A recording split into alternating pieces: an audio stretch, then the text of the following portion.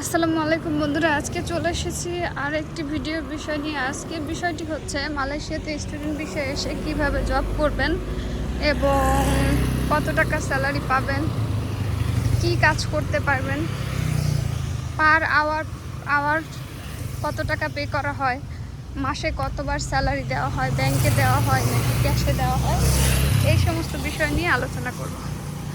তো প্রথমত হচ্ছে যে আপনারা এখানে এসে সাধারণত ফ্রেশার হিসেবে কাজ করলে যখন কোথায় ইন্টারভিউ দিবেন, অবশ্যই ইন্টারভিউর জন্য ইন টাইমে যাবেন, সিভি রেডি করে আসবেন, বাংলাদেশ থেকে সিভি সেন্ড করবেন, ইন টাইমে যাবেন। কখন বলবেন না যে আমি কাজ পাই না, বলবেন যে হ্যাঁ বাংলাদেশে আমি একটা রেস্টুরেন্টে ছিলাম, ওইটার হিসেবে এই কাজ করেছি, ফুড সার্ভিস করেছি এগুলো।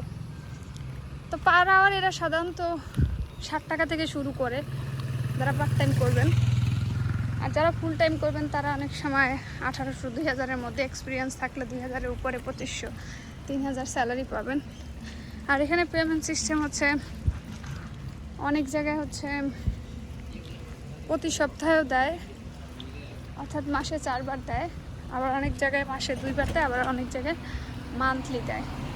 তো মোস্ট অফ দ্য জায়গায় হচ্ছে মান্থলি দেয়। পার্ট টাইম যারা করবেন তাদের হয়তো 2 বার বা একবার দেওয়া হবে। সো এরপর হচ্ছে যে আপনার পেমেন্টগুলো সাধারণত ব্যাংকে দেয়। স্টুডেন্ট হিসেবে আপনার মেয়ে ব্যাংকে অ্যাকাউন্ট থাকবে। ইমিগ্রেন্টদের, সকল ইমিগ্রেন্টের বা সব কাজ করার জন্য মালয়েশিয়াতে মেয়ে ব্যাংকটাই অনেক বেশি প্রচলিত। অনেক ধরনের ব্যাংক আছে, তার মধ্যে মেয়ে ব্যাংকে লেনদেন করে ইমিগ্রেন্টরা বেশি। আর স্টুডেন্টরা হচ্ছে যারা হোটেল মেরিয়ট ম্যাজিস্ট্রেটে কাজ করবেন তাদের হচ্ছে মার্চেন্ট ট্রেড অ্যাকাউন্ট লাগবে। মার্চেন্ট ট্রেড অ্যাকাউন্ট থাকলে আপনাদের জন্য সুযোগ সুবিধা আছে, বাংলাদেশে নিজেই টাকা পাঠাতে পারবেন। তো চলুন বন্ধুরা বিস্তারিত কথা বলি।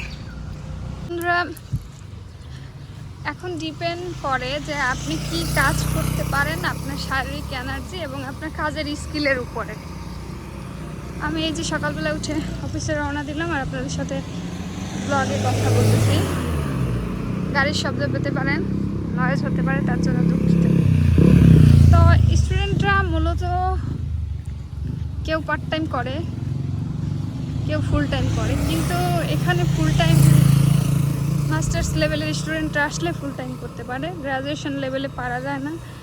কারণ হচ্ছে ইউনিভার্সিটির সপ্তাহে 4 দিন বা 5 দিন ক্লাস থেকে যায়। তারপরে ইউনিভার্সিটি ভেরি করে অনেকে ফুল টাইম জব করে।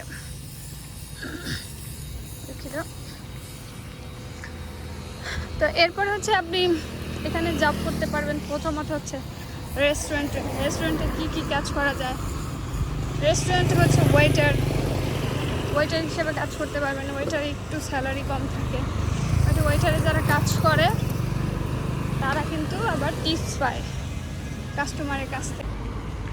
তো স্টুডেন্টরা হচ্ছে আবার যখন কাজ করবেন ওয়েটার হিসাবে টিপস পাবেন। আপনার একটা অফিসে যদি 5 জন কাজ করেন, টিপস বক্স থাকবে, সেখান থেকে অনেক সময় আপনার বসেরা বা ম্যানেজার যারা থাকেন 1 সপ্তাহে বা মাসে 2 বার বা প্রতি সপ্তাহ পর টিপস বক্স খুলে আপনাদেরকে ভাগ করে দেওয়া হয় টাকা। যারা কিচেন হেল্পার আছেন সবাইকে মিলে। এখন কিচেন হেল্পার যারা কাজ করেন বা কিচেনে যারা কাজ করবেন তাদের স্যালারি রেঞ্জটা একটু বেশি থাকবে। এরপরে হচ্ছে এছাড়া কাজ করতে পারবেন এখানে রেস্টুরেন্টের কথা বললাম, হোটেলের রিসিপশনে রিজার্ভেশন অফিসার হিসাবে, বা যারা বুকিং চেকিং, হোটেল যে বুকিং দেয়, চেকিং দেয়, কাস্টমার আসলে রিসিভ করা, কাস্টমারকে চাবি দেয়া, এই কাজ করা যায়। তারপর হচ্ছে বিভিন্ন শপিং মলে। তো মূলত স্টুডেন্টরা বেশিরভাগ পড়ে হোটেলেই, মেরিয়ট ম্যাজিস্ট্রি, এই হোটেলগুলোতে আবার পার্ট টাইম করতে পারবেন। Per hour Marriott ম্যাজিস্ট্রিতে per hour একটু বেশি দেয়, ওরা 12 টাকা দেয়, 13 টাকা দেয়। হোটেলগুলিতে ধরেন আওয়ারলি পে কেমন হয়, যদি আপনি 1 মাস কাজ করেন সেক্ষেত্রে স্যালারি 1 রকমের, আর আওয়ারলি পে হচ্ছে আরেক রকমের। আওয়ারলি এখানে পার আওয়ার তারা অনেকে 7 টাকা, 8 টাকা, 9 টাকা, 10 টাকা থেকে শুরু করে, 60 টাকা থেকেও শুরু করে। এছাড়া হচ্ছে হোটেলে জব করলে আপনার অনেক সময় 2 বেলাই খাবার দেয়, মর্নিংয়ে নাস্তা, লাঞ্চ।